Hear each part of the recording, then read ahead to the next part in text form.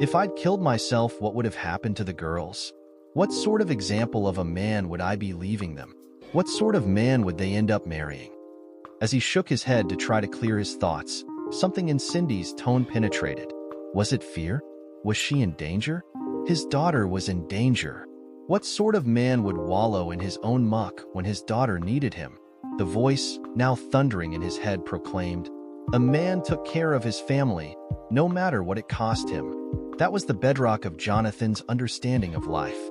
As Cindy continued to make sounds, his mind slowly retreated from the brink of darkness. Trying again to clear the chaos in his brain, he shook his head.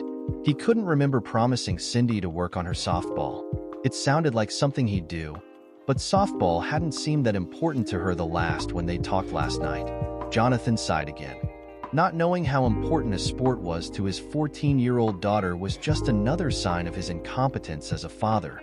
Just another monument to his failure at everything that was important to him. "Daddy, you're scaring me. Talk to me, please. Daddy, I need you, Daddy, please." Jonathan's eyes blinked, and while his body continued to tremble and the darkness still beckoned, Cindy's voice held him like a mountain climber's safety line. "I'm sorry, baby. I was distracted for a second. I'll be there to take you to softball practice in just a few minutes. What time does it start? Where are you, Daddy? Are you home? Have you seen Mom? Did you talk? Did she tell you?" The questions were too fast, too strange. All his kids had gotten Susan's brains instead of his, thank God. It made him proud, but sometimes it was hard to follow their nimble skipping from topic to topic. Unable to comprehend or deal with what she was asking, he said, "I'm okay. I was just in my own little world for a bit. I'm heading for you now. I'll be there in less than a half hour. We can talk then. You know I hate to visit on these little phones." It had taken more than a half hour to get himself together to drive to his daughter. During that time, he figured out that Cindy knew about the divorce. He'd felt a surge of renewed anger that Susan took it upon herself to tell the kids without including him. Thus, he was surprised when Cindy told him she'd figured out what was happening when she'd seen a do-it-yourself divorce kit in her mother's room a few days ago. She'd been scared, but wasn't sure Susan was going to go through with it until today, when she announced she was going to leave the girls at Graham's house for, at least the night. As Cindy talked, he could see the pain this mess was causing her. The pain in her eyes spawned deadly icicles in his heart. Cindy's plea that he fight to stay in her life were body blows to his manhood. In any sort of physical fight, he knew how to protect his vulnerable parts, but he had no defense against the women in his life. Finally, Cindy had taken his face in her hands, and while looking into his eyes said, "Daddy, I know that the courts will probably give us to Mom, but there's another way. Since she doesn't have a lawyer, you can go to a mediator. The parent of a friend of mine at school did that, and she said her parents actually get along better now than when they were married. It was so good that they still get together as a family on occasions. Please, Daddy, I got the man's name. Please, will you fight for us by taking Mom on about this? Please, Daddy." So now, 2 weeks later, Jonathan found himself seated at a lush conference table with his new lawyer. The walls were covered with trophies. The attorney saw Jonathan eyeing them and said, "Yeah, I've won some big divorce cases. They used several of my cases for moot court at UT Law School. The reason I have those plastered all over the walls in here is to remind both of us what can happen if the cooperative process doesn't work. A few years ago, I tried to sit down with a couple and serve as an arbitrator, but the bar doesn't really like that approach. The danger of my getting sued for conflict of interest is too high, so now I do collaborative law. Your wife will have to find an attorney who has experience in this process, so you will both have advocates. You and your wife will have to sign an agreement never to take any of these issues to court. Then we'll sit down at a table across from each other, and we'll hammer out an agreement that will be acceptable for both of you. Of course, either party can withdraw from the agreement not to go to court, but if they do, both lawyers will have to withdraw, and the party that drops out will probably be viewed with some prejudice by the court." Mark, a big imposing figure, leaned back in his chair. "You have a pretty good case. I know the woman attorney you talked to, but she practices in Austin, and the judges in our county are much more conservative. Also, while she's good, her husband recently turned her in for a new model, and I think she'd be better off representing only women for a while. Even if you draw the worst judge in this county, the financial part wouldn't be as bad as she told you. With all the kids in school, your wife probably wouldn't get the maximum 3 years of spousal support Texas law allows. What's more, she's just flat wrong about the custody. I know at least 2 judges in this county who will always award full custody to the husband if the wife has committed adultery. It doesn't matter what the other circumstances are, or even what might be best for the kids. Now, if you lived in Austin, it might be a bit different. Some of the judges there aren't as concerned about adultery as are the judges in this county, but even in Austin, I can only think of 1, perhaps 2, that wouldn't give adultery some unofficial consideration when deciding custody. Still, even with those judges, what everyone knows about how men get screwed in a settlement isn't always true. The courts are very aware of all the new studies that show how important it is to keep the father in his kids' lives. The studies also show that when the dad doesn't have any physical custody, he generally doesn't continue to be involved. If the dad wants some sort of physical custody and isn't equally guilty of cheating, drinking, or abuse, our county courts will generally give him at least half. That also helps keep both parents physically close. Things can turn ugly when one parent moves to a different state. Since we're going to sign an agreement not to go to court, you might wonder why I'm talking about what a court would do. I want you to understand that any agreement we get will be within the range of the best and worst that might happen to you in court. Jonathan took a deep breath and blurted, "I want to support my kids, but I don't want to give that cheating witch a dime. Can we do that?" "No. The only way that would happen is if she agrees to it. That's what collaborative means.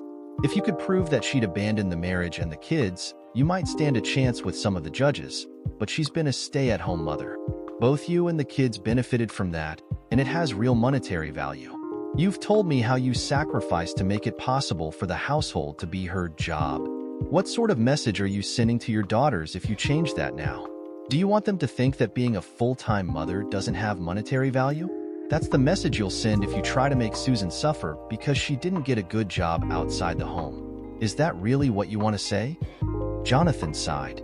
Not putting the kids in daycare, letting Susan make their house a home had been important to him. He wasn't sure when she started her affair, she said a year. But when he thought about it, the way the house was before the kids started school and after, it just seemed like she didn't create the same sort of safe place. He couldn't put his finger on it, but he'd thought it. Well, he didn't know what he thought. It was just that it was clear that Susan didn't have the house or the family at her core once the kids started school. She'd started taking craft classes and getting involved in all sorts of civic projects instead of focusing on her family's needs. Jonathan had accepted it as part of life. Like everyone, Susan had grown as she got older. He'd hoped she might get a part-time job so that he wouldn't have to pull so much overtime. But he had to admit he felt a certain pride that she was able to get involved in society things like the wives of their rich neighbors. Now, a bit shamed, Jonathan looked at Mark in his expensive suit. "I'm not too good with words. I think that's one thing that scares me about all this legal stuff. I'd bet on myself in a bare-knuckle brawl with money, marbles, or chalk. But I'm not good with an argument. I don't even have a good answer days later. I'm the guy all those greeting card companies had in mind when they wrote that stuff. I've spent hours picking out a card for Susan or the girls on special occasions, or just when I wanted to tell her I loved her, because I could never find words like that in myself." Jonathan's eyes locked with the lawyer for several long minutes as the 2 men took silent measure of each other. There wasn't any tension, just a lively nonverbal discussion. Finally, Mark's mouth twitched, hinting at a smile. "I understand. Words and phrases are easy for me, but if I had to fix my car, I'd be using a horse. Like the good book says, we each have different gifts. A society needs all of them if we're going to be successful. If this divorce were to go exactly as you wanted, what would it look like?" Jonathan hadn't given this a lot of thought.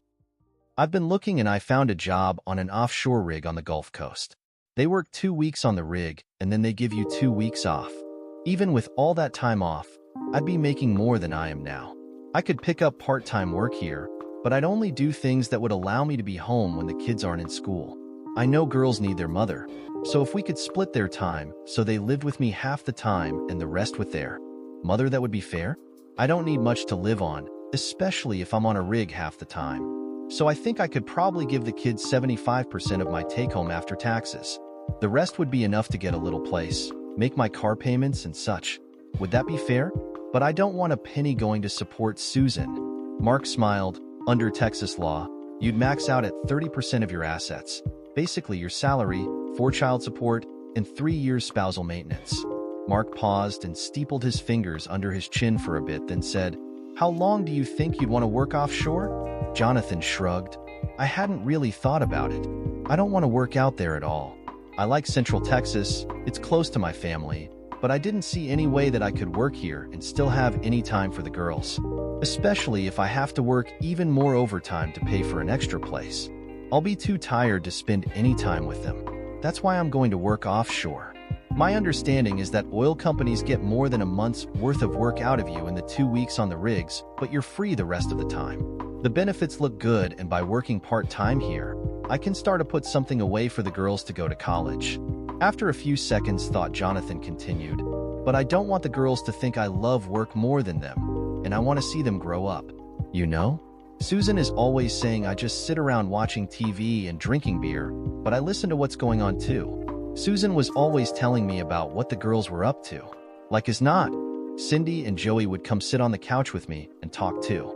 They'd tell me all sorts of things about what was happening to them. Stuff I never talked about with my parents. I never said much.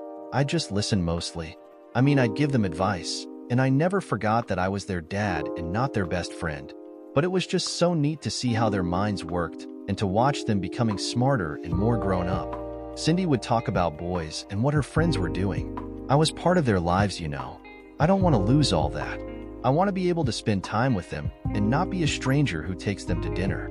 In a very quiet voice, Mark asked, "Where are the kids going to live if you don't want to help Susan live in your house, and you only have an efficiency? When you're on the rigs, they can't live at home without someone to take care of them." Jonathan's forehead wrinkled and thought, "I don't want the kids to lose our house. I guess I hadn't thought about any of this. I just assumed that I'd lose everything and Susan would get it. I just don't want to pay her anything.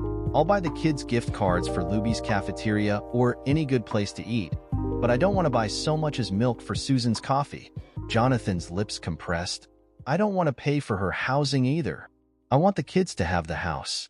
I don't mind paying for that, but I don't want her to live there." He paused, looked down at his hands, clenched in his lap. "This is really a mess, isn't it? Some couples agree to share the family home. Sharing the family house sounds good, but in real life it almost never works out. However, with you being gone every other 2 weeks, it might work short term." Jonathan felt his stomach twist into knots.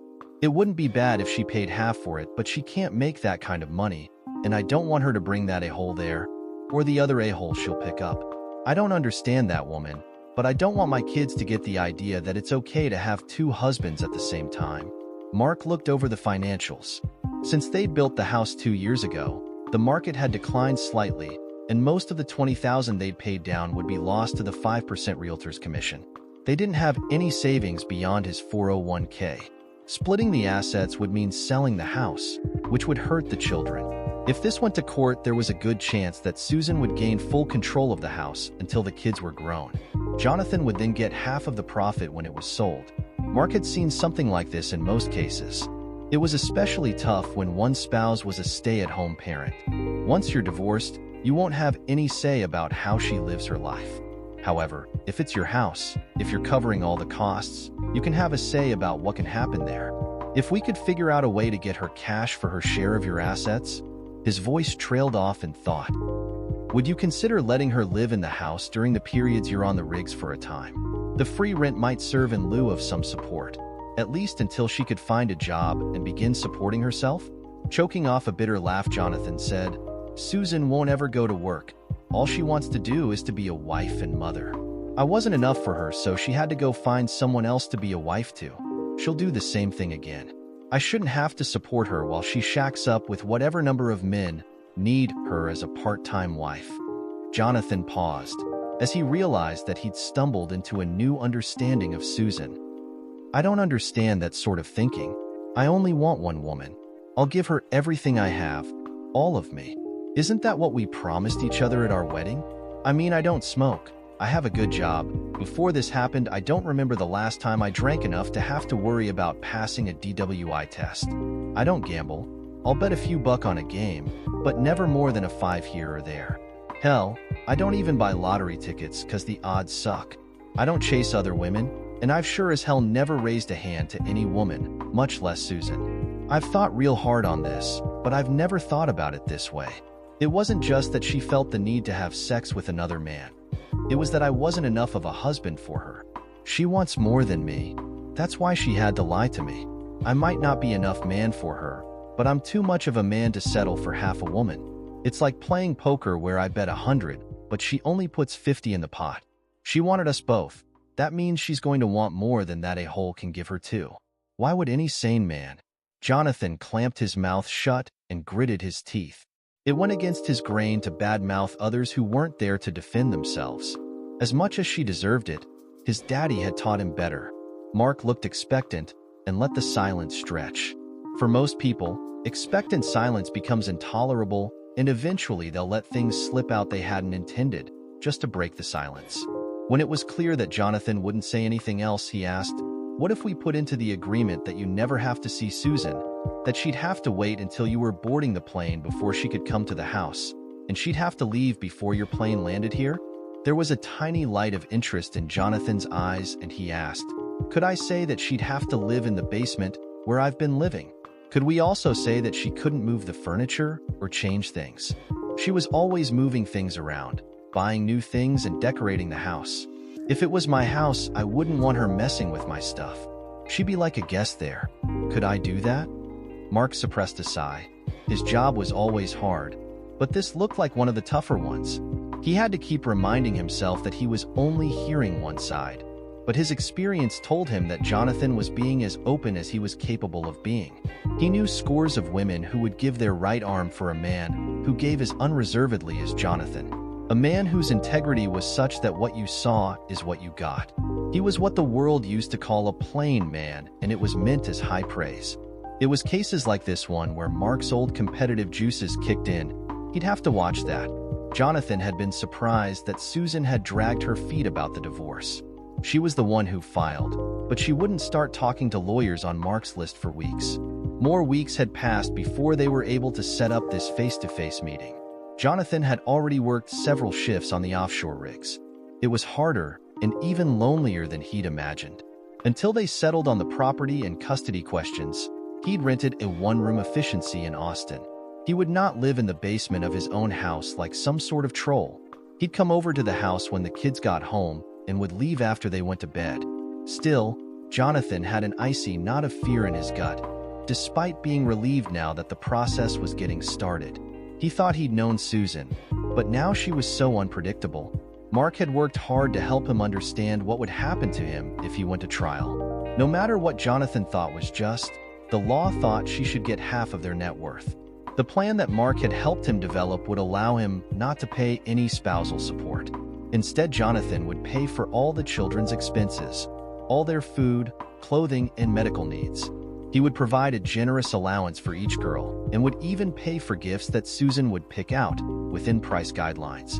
Jonathan would also pay for any athletic team fees or pay for any kind of lessons that the children might try. Again, there were guidelines so that the money wouldn't be wasted on lessons that weren't appreciated. If a girl took piano lessons, for example, Jonathan wouldn't pay unless she was also spending the time practicing. He wouldn't buy a piano until the child had proven a commitment. Jonathan would also give Susan a little of his 401k, but would get full title to the house in return. Susan would also be the custodial parent and would live in his house. The children would live in his house full-time, but he'd have unlimited access when he was on shore. For a maximum of 3 years, Susan could live in the house during the 2 weeks a month Jonathan was in town. She would live in the basement, which would be fixed up as an apartment with a separate entrance. After 3 years, Susan would have to have her own place so that Jonathan could live in his house 2 weeks every month. In 10 years, when little Nancy graduated from high school, Susan would no longer have access to his house. It wasn't what he wanted, but Mark had convinced him it was fair and better than he might get in a court fight. Besides, although he hadn't said anything, he was pretty sure Susan would find someone to marry very soon. Under the agreement, she wasn't allowed to have any man in any part of his house, even for dinner. Jonathan was sure she'd find someone soon who wanted a wife. As Jonathan looked around the room Mark had specially designed for these meetings, He was struck by the quality of the furnishings. There were 4 very comfortable chairs around an elegant coffee table. Near each chair was a writing table on rollers that looked a little like those you see in hospitals to allow a patient to eat in bed. The room was decorated like a cozy living room. There was even a gas fireplace to make things mellow. Mark's secretary had shown them in and was still explaining the amenities of the room when Mark and Susan's attorney, Laura, entered the room, each holding a sheaf of papers. Mark said, "Cindy emailed these to Laura and me this morning. I just need to confirm that you wrote a journal about what led to our being here." Jonathan looked at Susan, who looked smug. "I wrote those so I'd remember what was said and how I was feeling while all this was going on. I was trying to find a way to explain what Jonathan was doing to me. When Cindy saw me writing the other day, she said she was going to take it to Jonathan. I wasn't happy about Cindy knowing all the details, but I thought this might be a good way to make sure that Jonathan read it." Laura snorted. "You actually encouraged Cindy to send this?" Jonathan saw the anger flare in Susan's eyes. "Yes, I did. I took almost all the reference to sex out. Just what I thought Jonathan needed to know to understand that this wasn't about sex." Mark's voice was bland. "You didn't write about your sex life, at least not much. But you wanted Jonathan to know that for the last 4 years you were running Rich's house, doing all the cleaning, washing the dishes and cooking for him, that you would type papers for him and help him study for his law classes." Susan shrugged. "Jonathan was never interested in anything about Rich and me except the sex. I thought if he knew the whole story, he might come to his senses." Susan turned from Mark to look at Jonathan and then continued, "I know that if you had read what I've said and how I felt, it would help us get to where I wanted our marriage to be. I knew I made a mess of that first meeting, and I thought if I could get you to read the whole thing, we could work things out." Jonathan finally absorbed what had just been said about how long the affair had lasted. As it sank in, he felt a cold fury begin to well up inside him. Turning to Susan, he said with a snarl, "You said it was only a year, not 4 years. You've been—" He started to say the F word, but the presence of Laura, another female, made him falter. "You've been with him for 4 years." Susan replied with eyes blazing, "Of course not. I'm not a liar. You know that. We only had sex for the last year. You were never interested in how or why Rich and I began to see each other. You were never interested in why I needed to help him, or how much he needed me. It was all about your male ego and some other man using your property." Mark looked at Laura, then jumped in. "I think we'd better take a break. Just to be clear, you didn't have any objection to Jonathan or me reading your thoughts?" "Of course not. I don't have anything to hide. It's what I've wanted all along. My hope has been that if Jonathan will take the time to understand how I feel and what I've been through, that perhaps we can build a new and better marriage together. If he would just remember how much he loves me, we can get past all this, especially since Rich and I broke up." Making eye contact with Laura, Mark said, "We had planned for a 2-hour joint meeting, but I think we should plan to move it back until Laura and I have had a chance to talk about how this might affect the deal we had worked out." Turning to Jonathan, he continued, "You'll probably want to read this in private. It might be better if you stayed away from home for a day or two." Shaking his head, Jonathan said, "No, I need to be with my girls. I'm sure Susan can find someone to stay with tonight. If Cindy's already read it." "No, I want to be in my own house tonight." Susan's voice showed her excitement. Turning to the lawyer, she said, "Sure." Jonathan's slow. "It takes him a long time to get anything new. I'll let him read it privately." Turning to Jonathan, "Will you read it? Will you try to understand? It will make so much difference. I don't want a divorce. I still love you. You will always be my soulmate, the father of my girls, and the man I want to spend my old age with. The only reason I felt I had to file was because the way you were acting was affecting the girls. I have to put their needs above our future together." Jonathan looked at her and tried again to understand this creature he'd married. Had she always held such a low opinion of him? Unable to compose words that might convey his feelings, he simply nodded. "I'll read it tonight." Susan's face beamed as she smiled tenderly at Jonathan. "Daddy, I made sure Mom sent it to Mr. Mark because I want to live with you. I thought you should see what Mom had been doing." She dropped her voice to a conspiratorial whisper. "I didn't tell anyone about the gun. I was so scared when I found it loaded again. I hid it, and I've been so relieved that you've never asked about it." You can't tell anyone. They'll think you're unstable and use that to try to keep us from you." Jonathan blinked so hard he was sure the neighbors could hear his eyelids snap back open. Little Cindy was the reason his gun hadn't worked? She'd known? How could she have known when he'd had no idea that it might happen? Once he'd had a chance to think about what he'd almost done, it had shocked him to the very fiber of his soul. It was just that hopelessness and the thought that his kids would be better off with him dead. He'd been overwhelmed, and he'd had no one to turn to. Still, he couldn't let his daughter know how weak he'd been. The burden of what he'd almost done was his and his alone. His mind raced, he wouldn't lie. But what could he say? I wondered what happened to the bullets. The gun wouldn't do much good in a burglary if it wasn't loaded. Cindy didn't say anything else, but she looked reassured as she left the room. Jonathan sat back on the bed and thought about what Susan had written. For the last 16 years, Susan had been where he stored his vulnerability.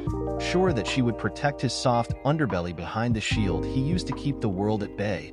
Sure she'd protect him as he always tried to protect her. Having read Susan's story, he was dumbfounded. First, he'd had no idea that she had so much talent as a writer, and second, he couldn't understand how he'd ever thought that he knew her. During their time getting ready for that first meeting, Mark had repeatedly talked about how important communication was for the collaborative process to work in a divorce. It had taken hours of skillful questioning by Mark to gather everything Jonathan wanted the lawyer to know. Yet Susan's words just seemed to flow off the page. Why hadn't she ever told him how she felt or what she wanted? She must have known at some deep level how repugnant it would have been to him. Jonathan looked around Mark's collaboration room, noting details that he'd missed the last time he'd been here. Mark had gone all out to make this room look like someone's private den. The whole room radiated understated good taste. It was the sort of place that practically required good manners. No, it demanded the preachers coming to dinner kind of manners. Jonathan decided that was intentional. People would be less inclined to scream at each other in a room like this. He could feel its atmosphere working on him as Susan entered with her lawyer. She looked radiant, a very fine-looking woman. How looks could deceive. The chairs were arranged differently today. He and Susan sat across from each other, the fireplace to his right. However, this time both lawyers sat at the head of the coffee table facing that fireplace. Jonathan looked expectantly for Mark to begin. He'd spent several additional hours with him preparing for this, their second joint meeting. Mark nodded at Jonathan and then Susan. "Laura and I have spent over an hour together, going over how this situation has changed. As we've told you, one of the advantages of this collaborative process is that I don't have to look at Susan as someone I'll have to face in depositions or in court.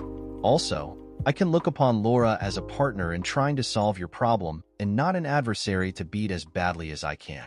In this process, our job isn't to get our client every knife or fork possible out of the settlement, but to try to find a solution both parties feel is fair and that will allow them to move forward with as little bitterness as possible. What I found remarkable is that using this process, most clients give up less than they were prepared to sacrifice and receive more than they expected. I found that I'm needed more often to keep my clients from accepting less than most courts would give them than fighting to make sure they're fairly treated by their spouse." Mark nodded to Laura. Laura said, "This has been my experience as well. I've also seen less custody problems down the road with this process than is the case in divorces that go to trial. If a couple can end their marriage in a collaborative way, they tend to continue to cooperate when custody problems crop up.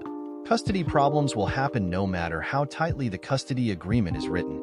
Part of our job in this process is to work with our clients to get them into the proper frame of mind before the first negotiations begin. Using my experience, I know what is likely to happen in court, and I use that get my clients to be reasonable in their demands.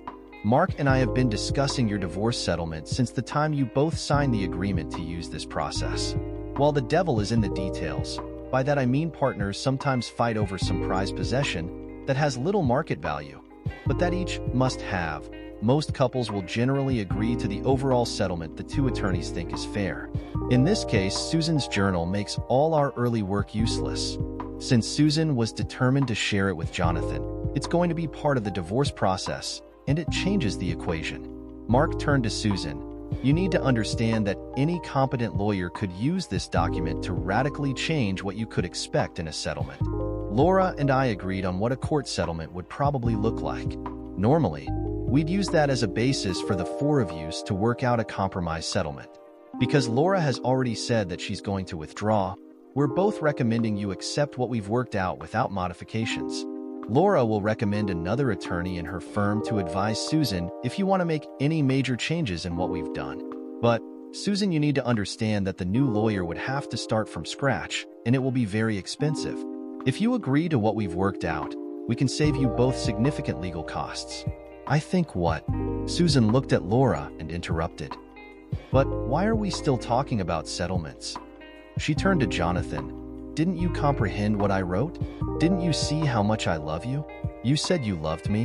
Didn't you love me? I know you loved me before Rich. Now that Rich isn't involved, can't we build on our love to create a new and better marriage?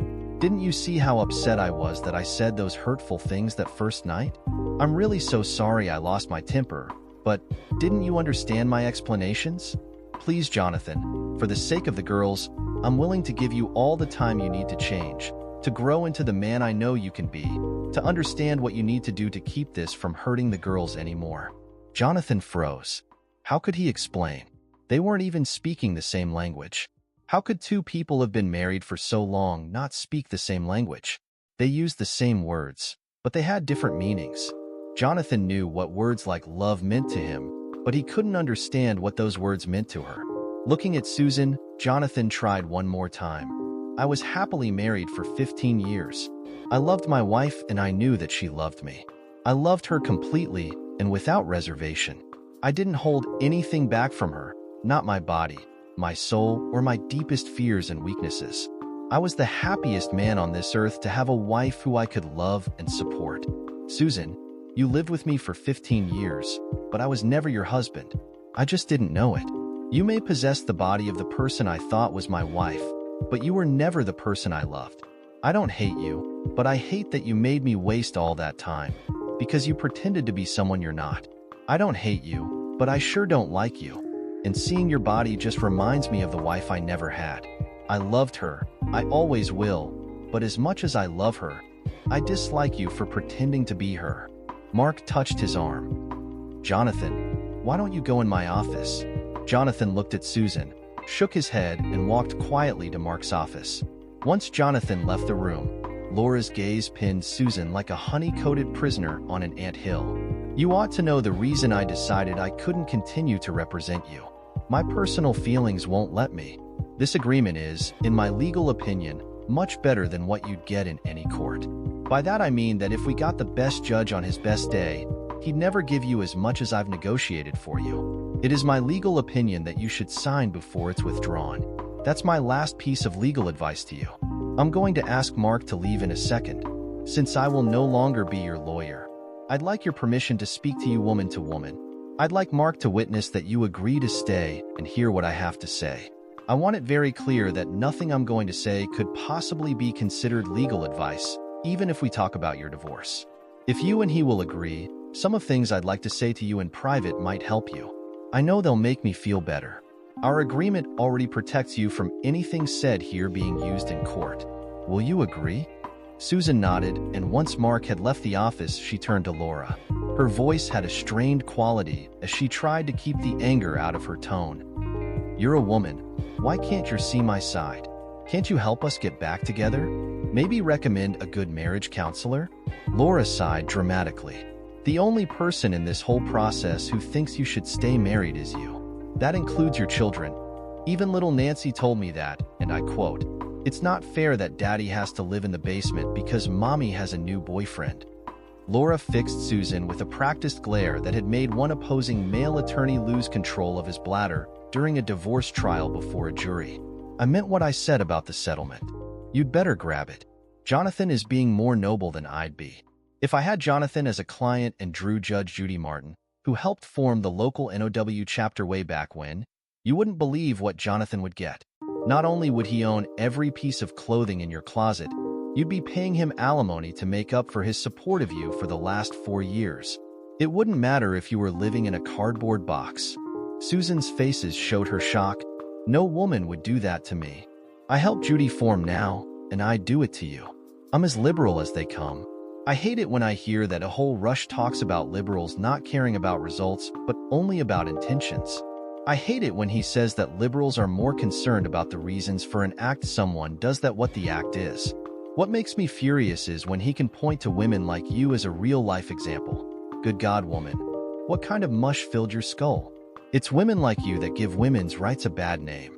You never even made an attempt to carry your own weight, even after your kids were in school.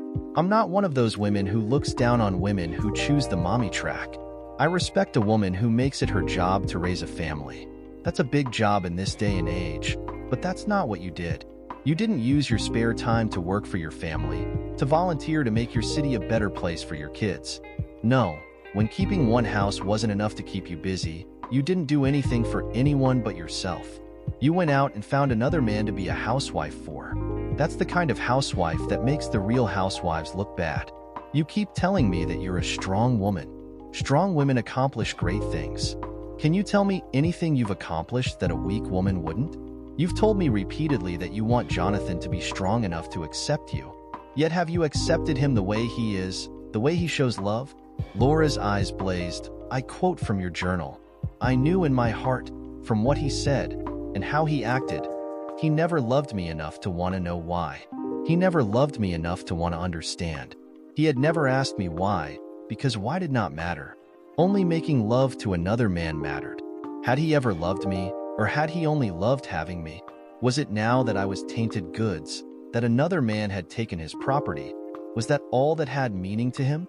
I slowly cried myself to sleep, feeling that he had never loved me, never would or could love me.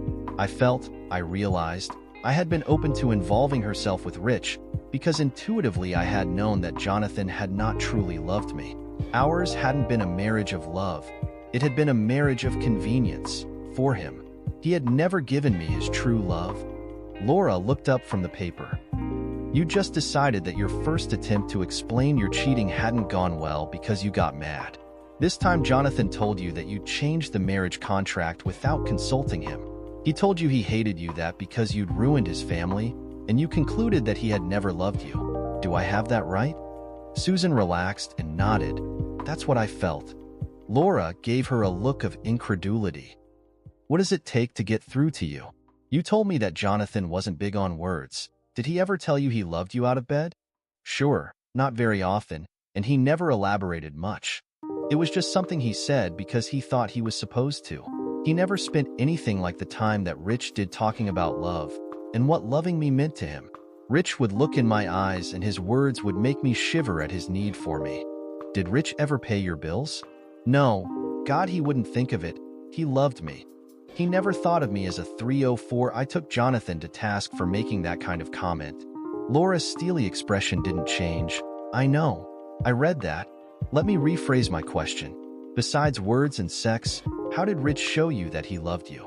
Did he give you little gifts? Take you to nice places? Susan shrugged. I know he would have, but I couldn't take the risk that Jonathan might find the gift or hear from someone who had seen us some places and not understand our relationship. I was right too. Jonathan didn't love me enough to even ask me why. If he'd asked you why, I'm sure you would have given him other examples of how he failed you as a man, of how your lover was more of a man than he was, how Rich could better meet your needs because he was. Susan interrupted. No. She paused in thought for a second. No, it wasn't that much better. Really, it was more different than better. Rich provided me things that Jonathan couldn't. They were different types of men. Rich was. Looking even more formidable, Laura jumped back in. I think you said? No. Susan stretched out the word this time, giving it a you don't understand inflection. Jonathan just didn't respond to me the way Rich did. Honestly, he wasn't doing much of anything. If I remember correctly, he didn't do much more than fish every now and then, sit in front of the TV and drink beer. He'd given up most of his friends, became dull, right? Susan cocked her head, trying to figure out what the tone Laura used had meant. Yes, that's true. He's put on some weight too, and he just didn't seem interesting. He didn't talk to me. He didn't want to know how I was feeling. I don't suppose working 60 hours a week, 51 weeks a year, so you could have that $500,000 house might have had much to do with that? Never mind. What were you doing to find out what was going on in his life? To take care of him? I think he carried his lunch to work to save money. Did you make that for him? Sometimes, getting everyone off in the morning was the most hectic time of the day. Laura shook her head and then continued. Since you did most of the cooking, did you watch his diet, help him get involved in exercise? I seem to remember that you resented that he didn't want to go to the parties that you wanted to attend. Did you try to find activities he might enjoy? Just talking to you both, I know that you are much better at organizing social activities than Jonathan. As a strong woman, did you take the lead in that area? Or was too much of your time taken up doing housework for Rich? Susan flinched. Laura's tone was definitely hostile.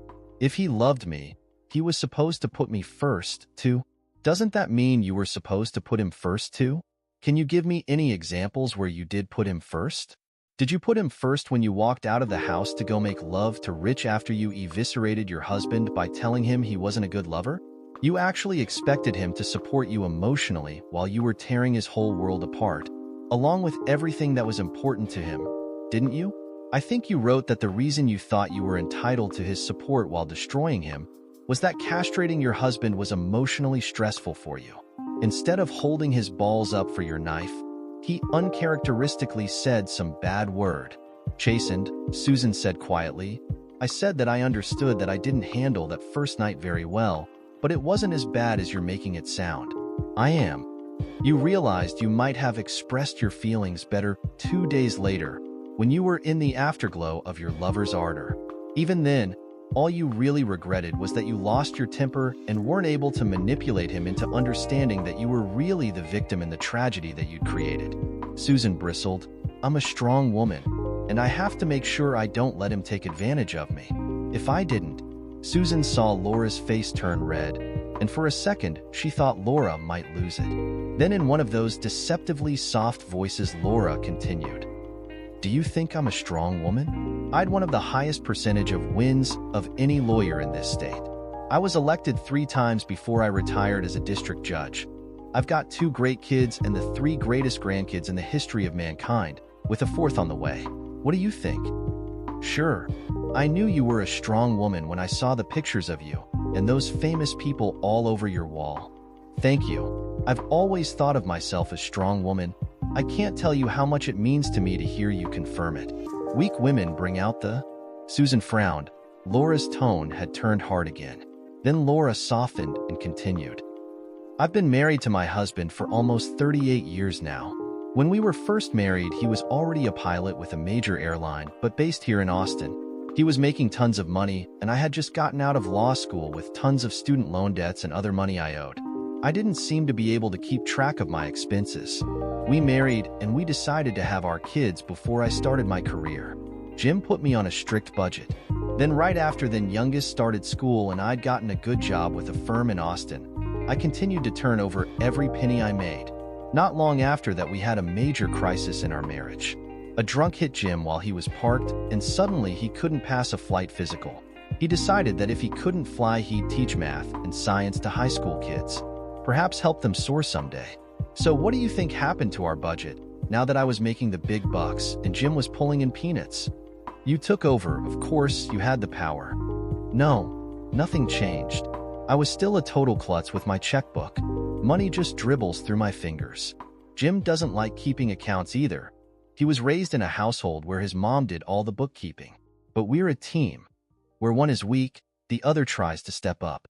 Jim didn't take care of the money to control me, but to allow me have the money to support the causes important to me. That's what partners do. Let me give you another example. Jim is an incredible driver. He has fighter pilot reflexes, depth perception, and peripheral vision.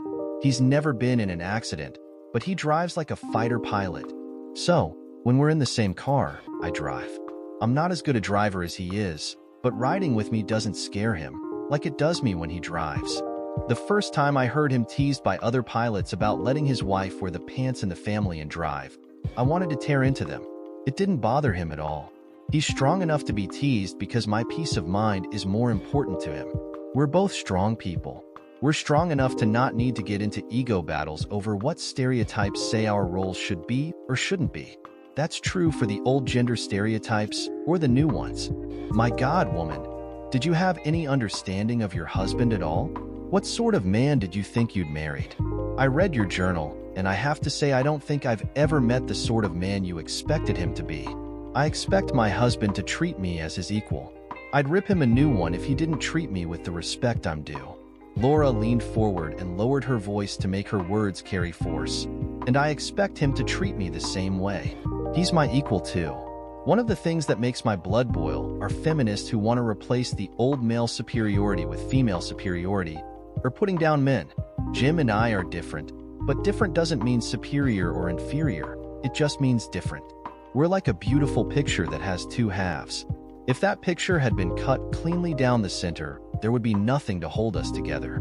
Instead, we're like two pieces of a jigsaw puzzle. I have indentation and protrusions where he has protrusions and indentations. It is our strengths and weakness that make our picture hold together. I give my husband what he needs and I don't count the cost. My picture, my world is incomplete without him. What did you give Jonathan? I could give you example after example using your own words where he gave to you everything he had, but nowhere in your journal did I see you give him anything. Hell, you moan and groan about what he isn't giving you, but you didn't even give him your full attention.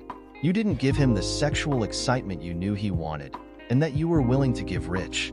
You didn't give him emotional support, and instead of getting a part-time job so he wasn't working himself to death to give you the comfortable life you wanted, you took a lover so you could give to another what you weren't willing to give to Jonathan. I don't know if you're hearing me. This isn't legal advice. It's one woman speaking to another. You owe Jonathan. It's clear from your writing that you never put Jonathan more than fourth in your life. You came first. I hope your kids came second. Rich came third. If you have any character, you'll do your best to try to ease his pain, or at the very least do what you can to stop piling more pain on him. How? Susan pleaded. He won't talk to me and living like we are is starting to hurt the girls. Susan, if you were Jonathan, would you want a woman like you in your life? Jonathan tried to keep the apprehension out of his expression as Mark was seating himself behind his desk. Mark looked at Jonathan, shook his head and said, "Why the hell did you ever marry a woman like that? Much less make kids with her and stay married for all those years?" Sorry, don't try to answer that. Her journal really got to me. I got into family law to right the wrongs of the world. It took more than a score of years to understand that I was creating as many wrongs as I was fixing under the court system. My instinct is to go for the jugular, but when there are kids, leaving someone bleeding on the courtroom floor doesn't end it. Part of this collaborative process is that I don't have to act like a normal lawyer. I have to protect your rights, but generally I spend most of my time trying to help you understand what's in the best interest of everyone long term. Squeezing every last possible dime out of the settlement makes for a lousy divorce. Take it from a reformed shark. The partner who gets screwed keeps coming back like one of those zombies in the Night of the Living Dead for one more shot until the only ones with anything in the bank are the lawyers. That's a lawyer's job, the way the court system is set up, but I knew I was killing good people by making them into something evil. That's not what my church teaches, and it was killing my soul. With this process, we try to find the best divorce possible, even if my client probably could have gotten a better initial settlement in some people's eyes. I've been doing this for almost 10 years now, and I'm proud to say that I've only had 3 couples go back to court after our agreement. What's more, the settlement stood up in each case. Jonathan was confused. What does that mean for me? Since her lawyer is quitting? Jonathan paused and had to steel himself to not leap into a fighting stance as he saw Mark's face break into a grin. No, it wasn't a grin. It was showing his teeth, and they were very dangerous-looking teeth.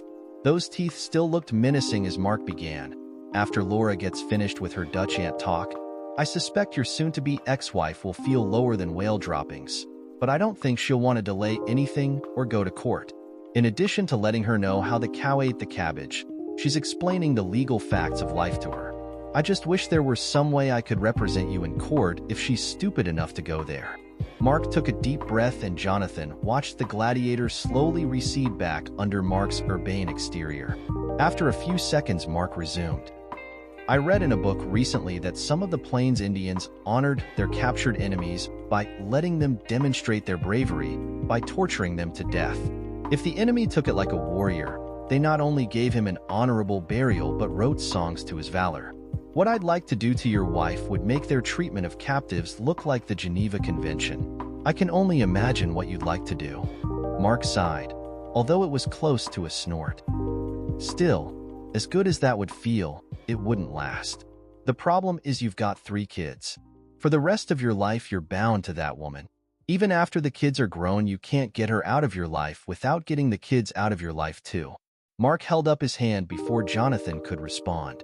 "Oh, the kids will probably choose you right now, but that won't last. Since their mother hasn't been a monster to them, they'll get over it and miss her. As the years go by, they're going to want their mother at special events. When the grandkids come, it's going to be even worse. Our challenge, yours and mine, is to figure out how to force ourselves to settle for less than we can get." Jonathan felt the anger boiling up from his gut, his muscles tensing. His breathing quickened, and some portion of his brain was looking for something or someone to hit. Mark's voice froze him. "What would you do if saw a man with a knife about to assault one of your girls? He's got her pinned and you're alone, unarmed. What are you gonna do?" Jonathan could almost see it happening. Without a second's hesitation, he said, "I'd stop him. He's got a knife, and you know you're going to get hurt. I wouldn't go in half-cocked.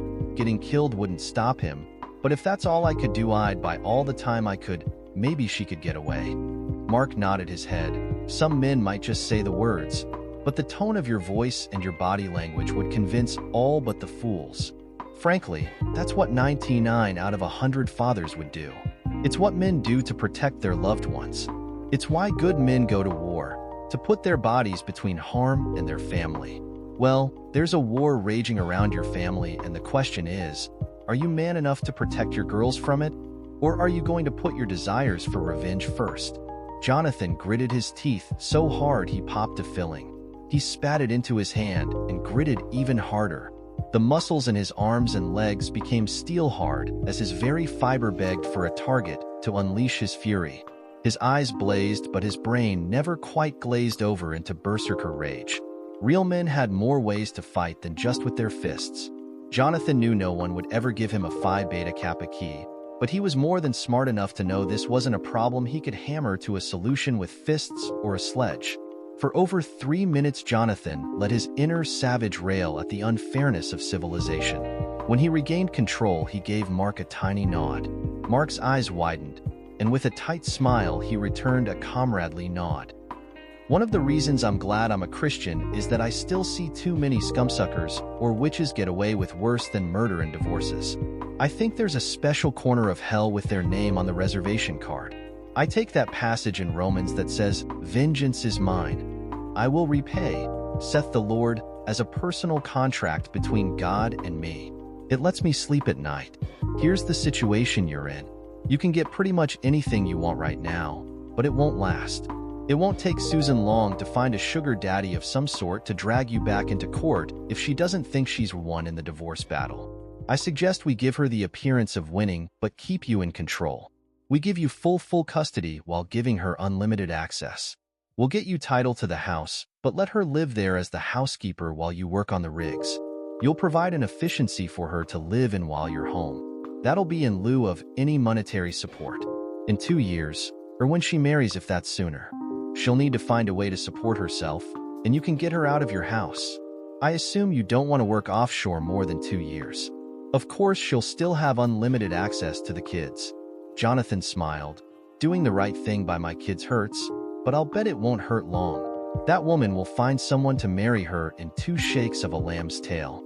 A week later, Susan drove to Rich's new house in Hillsborough. Despite the truck traffic, the 2-hour trip up I-35 had given her time to think for the first time since that talk with Laura. She'd been in shock and was still surprised at just how fast everything had happened since then. She'd signed the final agreement without any changes 2 days ago, and now they were just waiting for the courts to make it official.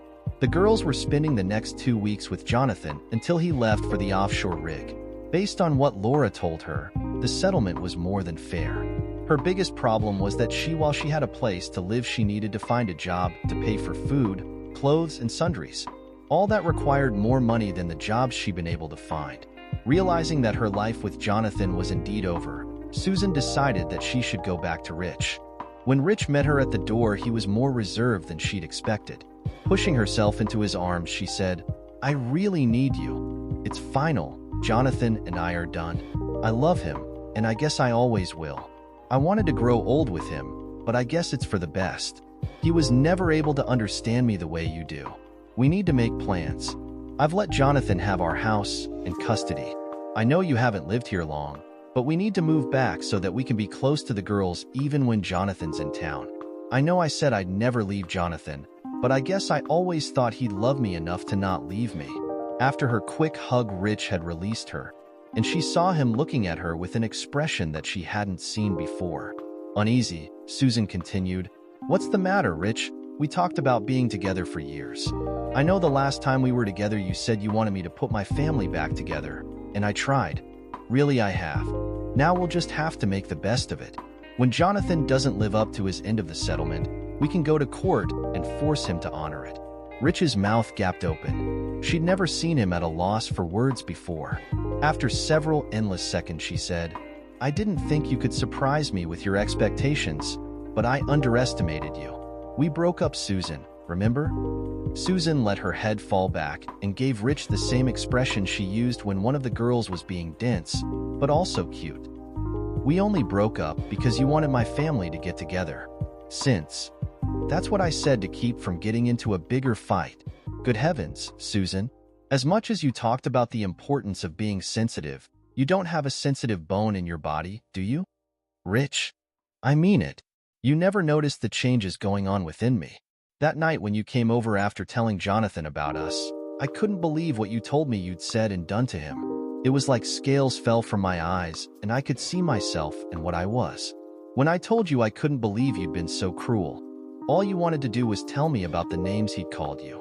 When I heard you say you told him you'd never put up with a cheating spouse, it made me wonder, why would I want one?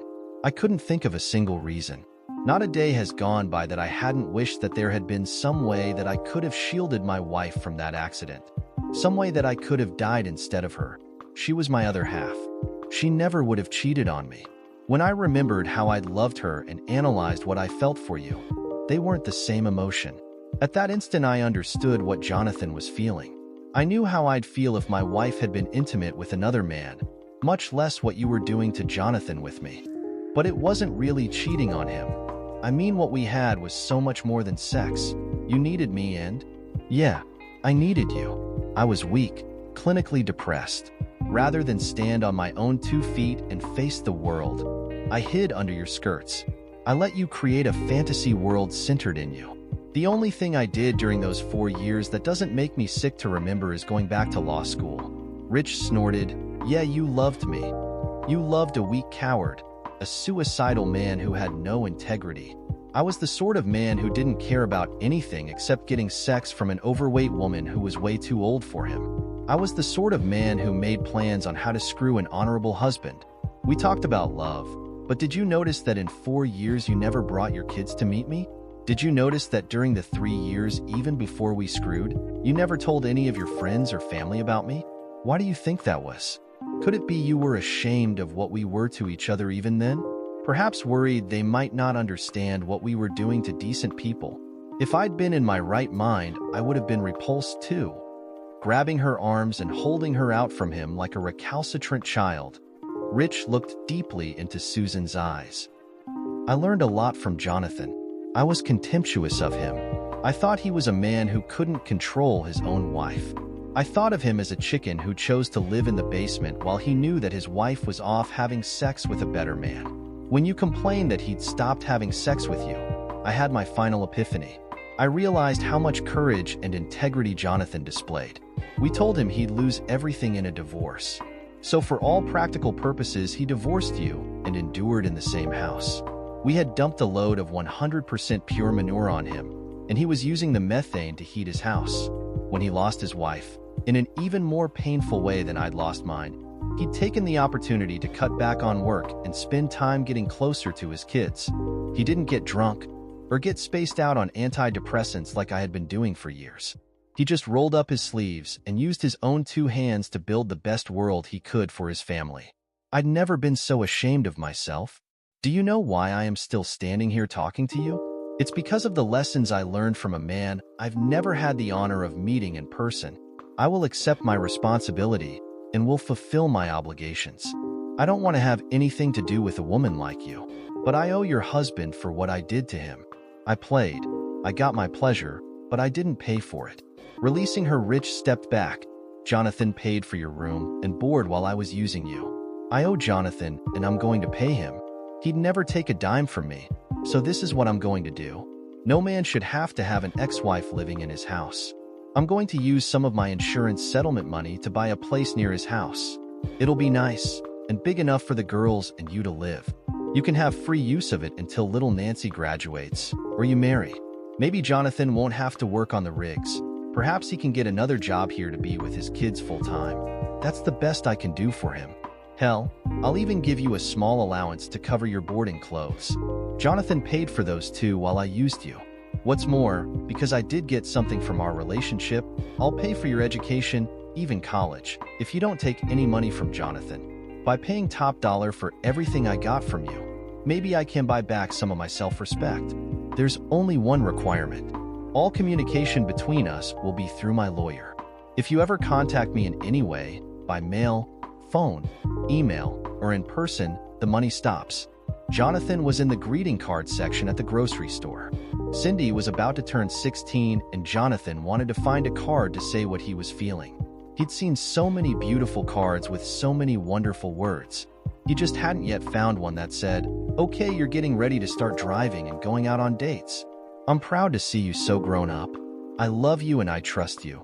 But if you get hurt, it'll break my heart, so don't." How can a 40-foot wall of cards not have the one I want? Jonathan thought. He'd already been here an hour, and he resigned himself to at least that much more time reading. Out of the corner of his eye, he saw an attractive younger woman looking at sympathy cards. She wasn't crying, but he could tell that she was very upset. It made Jonathan uncomfortable. His instincts were to try to help anyone in the kind of pain he saw in her. She looked vaguely familiar, and he struggled for the words to say something that might help. Even 2 years after the divorce he'd found, he didn't want to get involved with a woman, but he knew that it had made him more sensitive to others in pain. He often wished he knew how he could offer support and sympathy without giving the wrong idea. He sighed. Not being good at giving sympathy wasn't an excuse for doing nothing. He walked over to her and, clearing his throat, he managed, "I'm sorry for your loss. I'll say a prayer for your family." Then he moved quickly back to his section of the cards. He hoped she wouldn't think he was hitting on her or intruding. "Hello, Jonathan. How are you doing? Are the girls okay? It's Cindy's birthday, isn't it?" The woman gave him a wan smile. Jonathan had a good memory for people, and he hated not being able to remember the name of someone who apparently knew him so well. This was even more embarrassing than he thought. She paused, then continued, "Don't worry that you can't remember me. You only saw me in person a few times, but I spent a lot of hours on your divorce case. I'm Janice. I was Laura's paralegal. I didn't work for her very long. I wanted to see what the collaborative process was about before I returned to law school, so I took a job there while waiting for the next session to start." Jonathan swallowed hard. "Is there anything I can do to help? I don't want to butt in, but still the noble knight?" "Oh, don't get upset. I meant that in a good way. That's what I called my husband too. His birthday is the same day as Cindy's. That's why I remember it. I'm trying to find something for Mom," his mother. "We're still very close. I go to all the family functions, and I've sworn I always will. Lance was killed in Afghanistan about a year before I met you. I'm sorry. I know he must have been special. The best ones always die young. I'm sorry. I was in the service before I got married. I know what it's like to lose someone you love. It really sucks." Her expression softened and Jonathan saw something in her eyes, almost like she was appraising him. Then she said softly, "Yes, the good ones, they do die young. And it's so hard to find real men these days. Men who aren't afraid to be men." "Mom." Nancy demonstrated she'd gotten her mother's linguistic skill as she added a truly impressive number of syllables to that moniker. "Is it a law that bridesmaids' dresses have to be this ugly? I swear, when I get married, my bridesmaids will look great." Flopping onto her bed, she continued, "Do I really have to go to this wedding? Couldn't we have an emergency? I don't want to have to. I will not stand for that attitude in this house. A wedding is a happy occasion. You will not ruin this day, do you hear me?" "But Dad," said with an equal number of syllables, "this is the third time I've been her bridesmaid since you and Mom got married 9 years ago. I suppose I should be happy I'm old enough now to stop being her flower girl." Seeing his look, she blushed slightly. She never would have vented if she'd been aware that her father could hear her. She stood back up and walked over to Janice, hoping he'd wander off now. Janice squatted down to pin the hem, so she could sew it later. "John, we have this under control. It's the sacred right of a bridesmaid to complain about her dress. She wasn't breaking your rule about saying anything negative about Susan. It's just wedding nerves. Remember how you felt when Cindy got married?" "That's right, Dad. It's just the dress. I'm really glad Mother finally found someone. Maybe this one will last." As Jonathan left, Nancy giggled at her stepmother. When she gained her composure, she asked, "Would you like me to stand on a chair? When I see you squat like that, I'm afraid my brother's going to pop right out." Janice patted her belly. "I should be so lucky. I'm told the first child is a nightmare." Her expression turned wistful. "I do hope your mother will find what I've got with your father." Nancy took Janice's hands in hers. "Dad was lucky to find you. We were all lucky to find you. There's a reason we call you Mom and her, Mother. You've taught us all about what a strong woman is by how you've been there for him. Dad's not that good with words, but when I catch him looking at you, I know he thinks you're his perfect woman." Nancy bit her lower lip and squirmed for a few seconds, then asked, "Janice, I love my dad, and I think he's the greatest. But, well, I mean, you're a beautiful lawyer. You've got all those awards. I know you make more money than Daddy. I know some of your friends have got to think you married down." Janice's eyes flashed. "Not if they're friends of mine, they don't. Look, no one can take credit for their intelligence or whatever their gifts are. You're born with those. God gave them to you. You didn't earn them. The marketplace decides what those gifts are worth.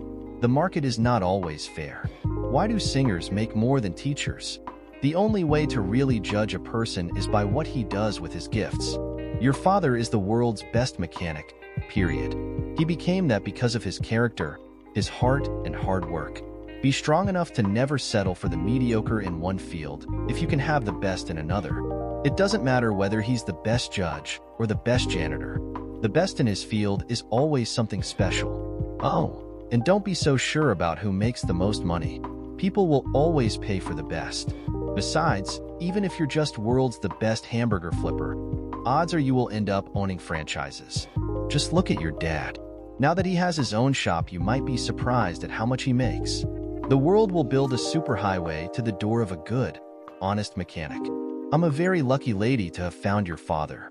It's been my goal to be the best wife and the best mom." Dropping her voice, she continued, "You girls were so great. It was so easy. But I'm scared about having to start from scratch with a baby boy." Nancy swallowed several times to clear the lump in her throat, then continued in a light tone. "There's only one man like Dad. Okay, Cindy got lucky too, but they don't make them like Dad anymore. I know I've been kissing a lot of frogs recently." Janice stood and with a gentle smile said, "You're lucky. You know what to look for in a man. Your dad's taught you that. There are good strong men out there. Sometimes it's hard to tell the difference in a warrior from a bully or a bragging blowhard. But if you take your time, you can separate the wheat from the chaff. Your dad showed me what kind of man he was when he and your mother were separating. I knew it would take him some time to be ready to move on, but I kept my eye on him. You don't want to let the good ones get away. I didn't plan to meet him in the card section of a grocery store, but when he tried to cheer me up, I knew it was time." Nancy's face turned serious again. "You never know who's watching you, do you? I mean, if Dad hadn't been all noble during the divorce, he'd never have gotten you, would he? I know some of the good ones my age haven't finished growing up yet. You've also convinced me that they're worth waiting for, and I will. I'm so lucky that I have you in my life. You've taught me how to be the sort of woman a strong man needs. I love you, Mom." Nancy placed her hand on Janice's stomach and felt the baby. "Don't worry about him because you are the world's best mom, until I'm ready to claim the title." The baby gave a stomach-rippling kick and both women smiled. I love you. Dear listeners, please share your thoughts in the comments section below and don't forget to like, share, and subscribe.